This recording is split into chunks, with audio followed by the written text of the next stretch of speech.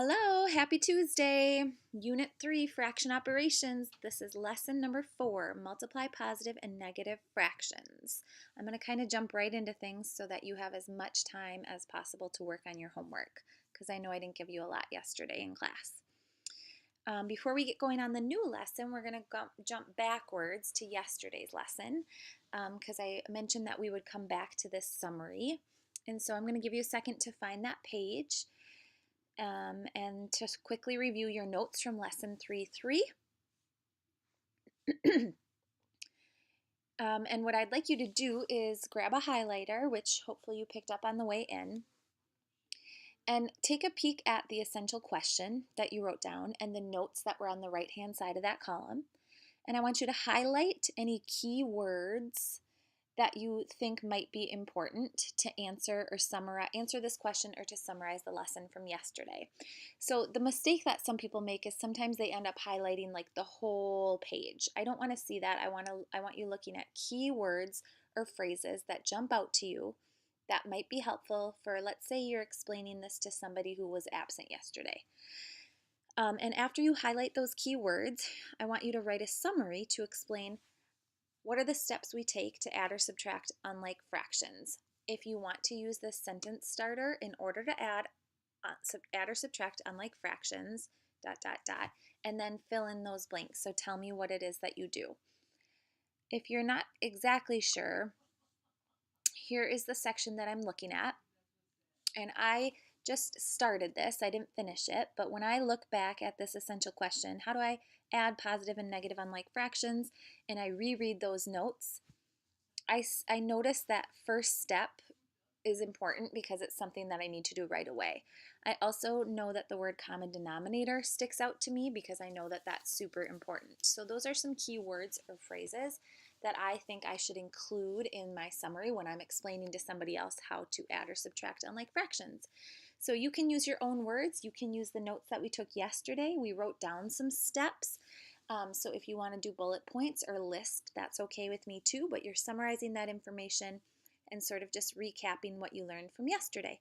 Pause the video, complete that summary, stand up, come show either Miss Wolf, Miss Rebow, or myself, and then we will check you off and head you back to learn the new lesson. Okay, the new lesson is 3-4, multiply fractions or mixed numbers. The date today is November 21st, 2017. You don't need to put anything in the toolbox for today, and there is no new vocabulary. So I'm going to show you kind of a visual of what it means to multiply fractions. And this is something that I never even really learned or understood until I was a teacher. So this is kind of mind-blowing to me. How do I multiply positive and negative fractions? You can use an area model to find 1/3 of 1/4. The word of in math oftentimes is used to represent multiplication. So if I'm looking for 1/3 of 1/4, that's a fraction of 1/4, or 1/3 times 1/4, I can actually draw a picture to represent that. I would start by drawing a big rectangle and then dividing that rectangle into 4 columns to represent my fourths. There's a typo here. This should actually say shade. Will you cross that out and rewrite shade, S-H-A-D-E? So it should say shade one of the columns to represent 1/4. So I did that here, here, because these are my fourths, 1, 2, 3, 4, and I shaded those 1/4 in purple. And then divide the rectangle into 3 rows. So then I drew these 2 lines to make 3 rows. Shade one of the rows to represent 1/3. So going across here, I shaded 1 row to represent 1 out of these 3/3, so 1/3. The striped area, or the overlap, represents 1/3 of 1/4. So if I count this up now to see what the product is, one of these boxes or squares is shaded out of 1, 2, 3, 4, 5, 6, 7, 8, 9, 10, 11, 12. 1 out of 12 is shaded, and therefore the product is 1/12. Pretty awesome.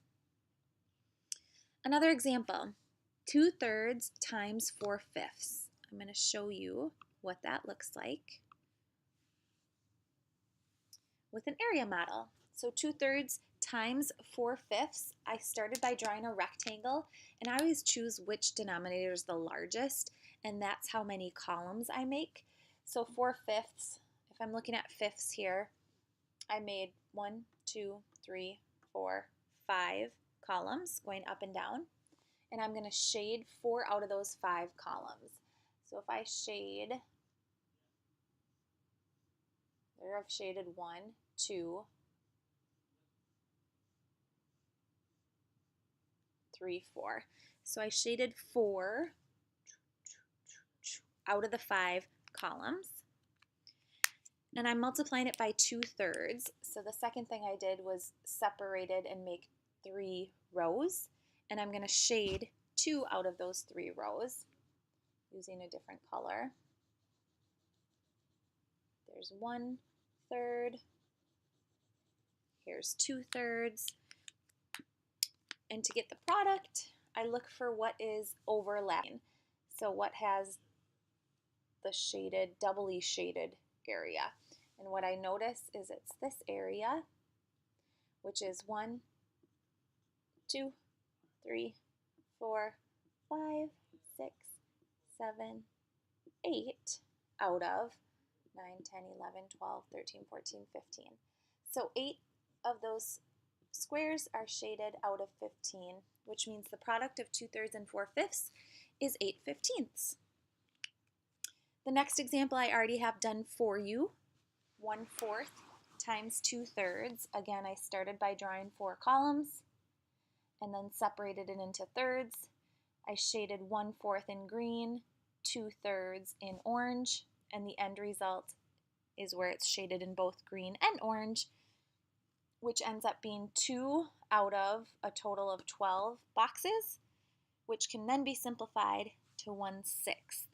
So I think that's pretty awesome. Those of you who are more visual in your learning, you're always welcome to use area models in order to multiply fractions. However, the area model reveals a rule for multiplying fractions, and mathematicians love to be efficient. So as much as I like to draw rectangles and shade and do all that fun coloring, I just don't always have the time to do that. So there is a rule that shows that to multiply fractions, you multiply the numerators straight across and multiply the denominators straight across. To multiply mixed numbers, first rename them as improper fractions, which we practiced a little bit of yesterday. When multiplying positive and negative fractions, the sign of the product, which is the answer, is determined in the same way as it is with integers. So I refer to this rule as multiplying fractions. Go straight across the top, straight across the bottom, and always simplify and check the sign. So to determine the sign of the answer, we use this little friend. Will you go ahead and draw this circle with positive in the left-hand side of your notes in that column where you can find some space? And then we're going to take a peek at these examples. 2/3 times 4/5, we just did that using an area model. But if I use the rule, going straight across the top, 2/4 times straight across the bottom, 3/5. 2 times 4 is 8. 3 times 5 is 15. Notice that I don't have to have common denominators. This is why I love multiplying fractions, because you don't have to do the hard work of determining a common denominator first. You can just go straight across the top, straight across the bottom, check the sign, and simplify your answer. The second example, -5/6 times 3/8. I'm going to show you a shortcut, because what sometimes happens when we multiply fractions is that you end up with these really big numerators or denominators, and then you have to divide to simplify to get the final answer. And so there is a shortcut that we like to use as mathematicians, and I call it crisscross simplify, which is not a technical name for it, but I think it's super helpful because it does some of that work up front so that your final answer is actually already in simplest form. So I'm going to try to scoot this over here and show you this method of crisscross simplify. So -5/6 times 3/8, like I said, you could just go straight across the top, straight across the bottom.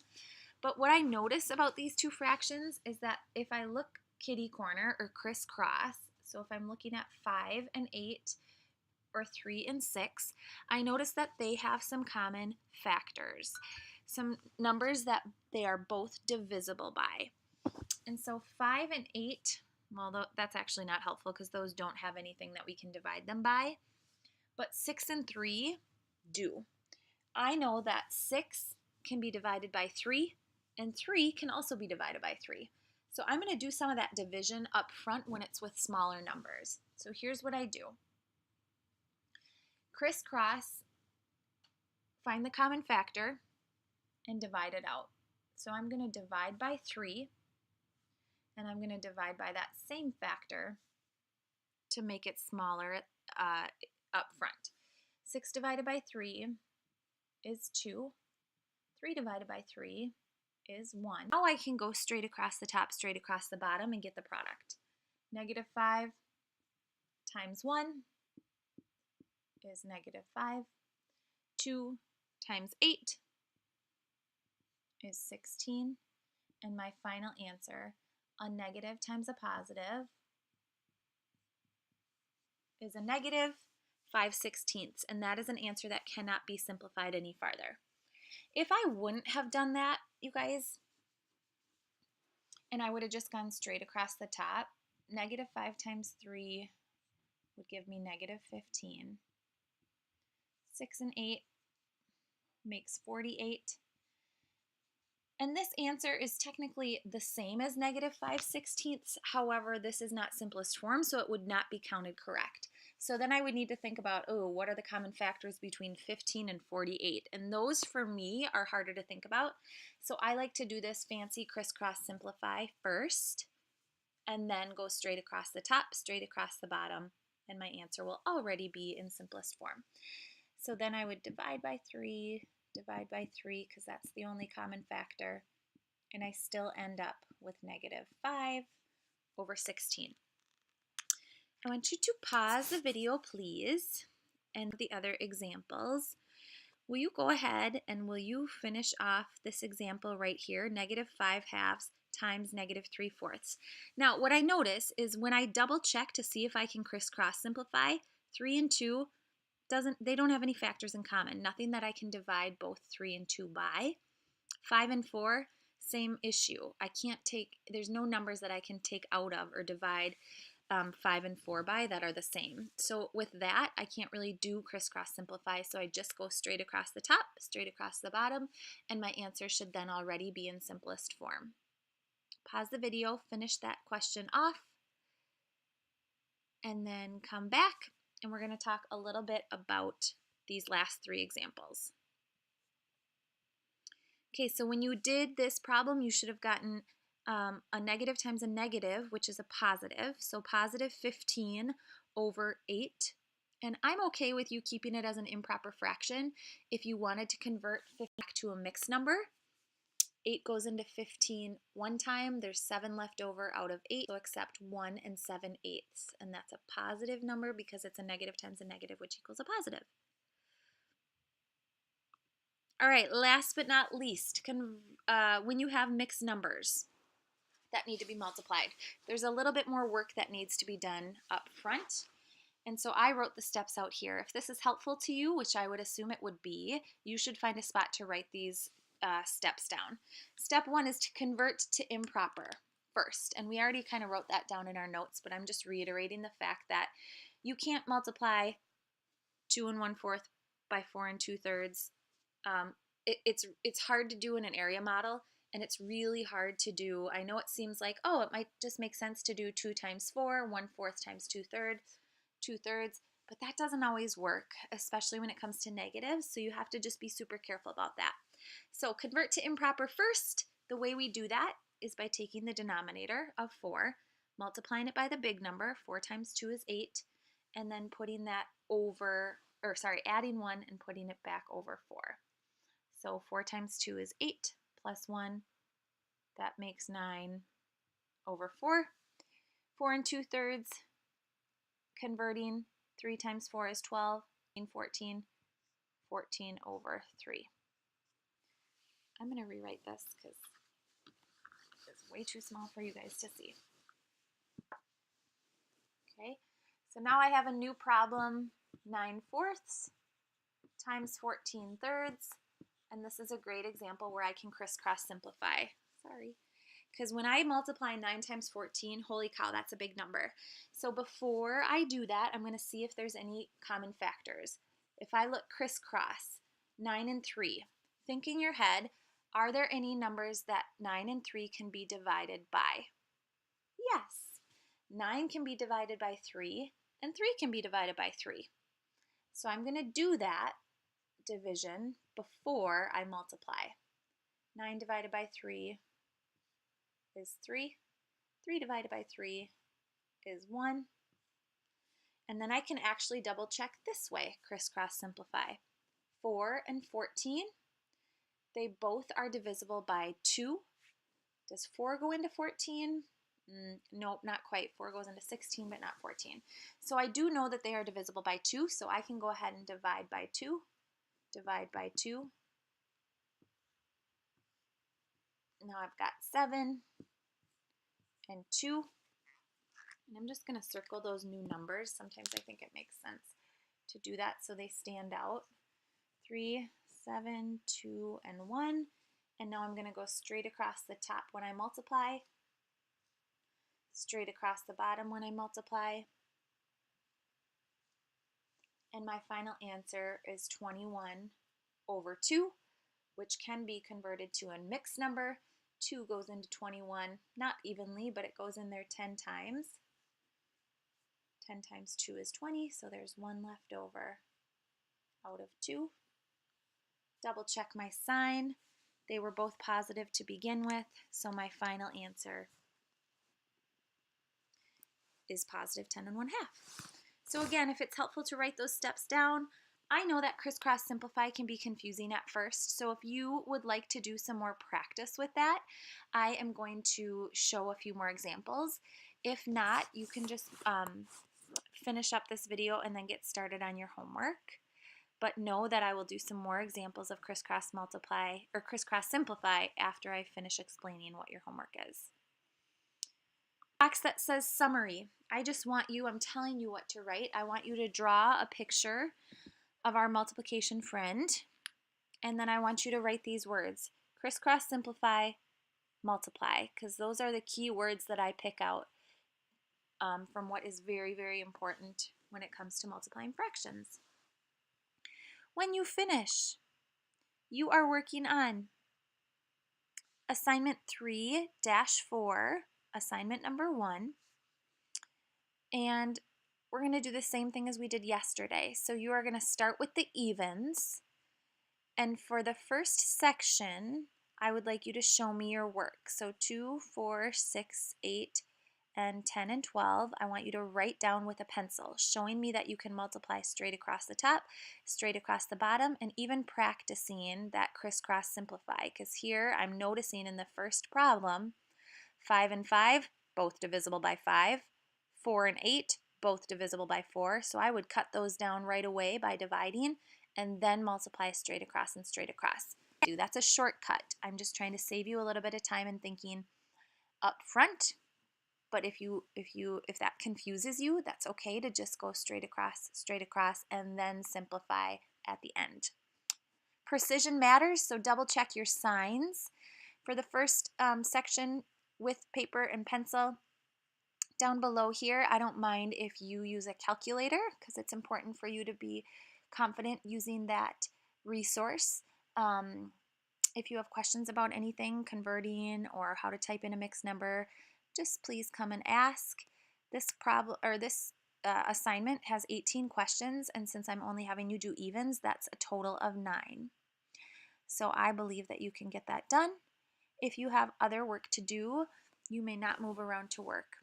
If you don't, I'm okay with you working with other people as long as you are staying productive, but you can't move around until they're also finished watching the video. Okay, so for those of you who feel comfortable, you can go ahead and get started with the assignment. Music is okay.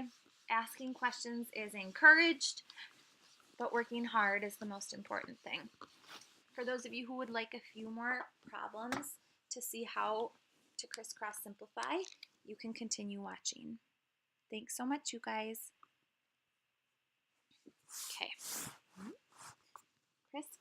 simplify. I just love this because I feel like it saves me so much time in the end. So I'm going to make up a couple of problems here. This one looks an awful lot like your first homework question. Okay, 5/8 times 4/5. If we crisscross simplify that, 5 and 5 have a common factor of 5. They can both be divided by 5. We always want to choose the biggest common factor because that will help us get cut down to simplest form in the quickest we possibly can.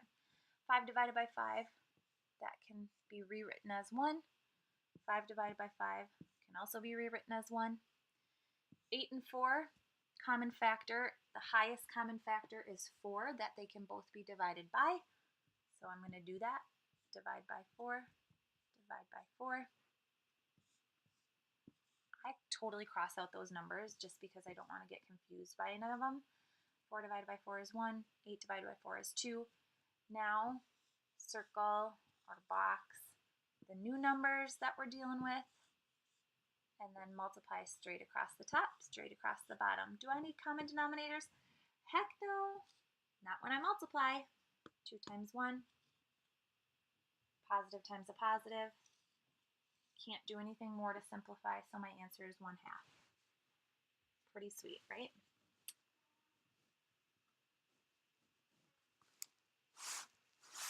Another example.